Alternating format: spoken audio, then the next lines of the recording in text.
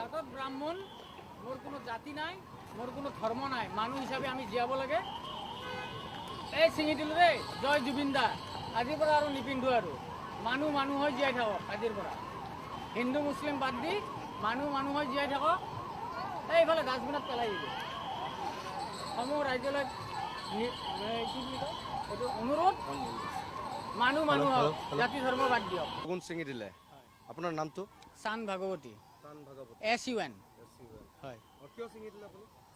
তাৰমানে ধৰক আজি কেইবছৰমানৰ পৰা দেখি আছোঁ ছ'চিয়েল মিডিয়াত, তাৰমানে আমাৰ এনেকুৱা হৈ গৈছে হিন্দু মুছলিম কিবা কিবি জাত পাত, আৰু হিন্দু ধৰ্মৰ মাজতে এসোপা জাত, গম পাইছে? আপুনি যদি ক্ষুদ্ৰ হয়, মই আপোনাৰ হাতেদি নাখাওঁ, মোৰ এই মানে হাজাৰটা নীতি নিয়ম, ইমান বহলাই ক'ব নাযাওঁ। সেইকাৰণে জুবিনদাৰ ইয়াতে আহি আজি শেষ কৰি দিলোঁ চবখিনি।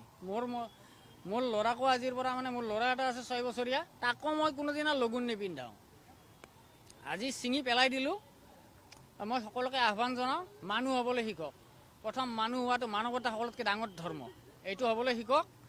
বাকী এইবিলাক জাত পাত বাদ দি আৰু দেশ গঢ়াৰ নামত নিজৰ কণ্ট্ৰিবিউশ্যন দিয়ক, শিক্ষাৰ দিশেৰে, ধৰ্মৰ দিশেৰে নহয় দেই, শিক্ষাৰ দিশেৰে। হ'ব, ইয়াতকৈ বেছি নকওঁ। জুবিন দা গ'ল, য'তে থাকক আছে সুখত থাকক। ধন্যবাদ।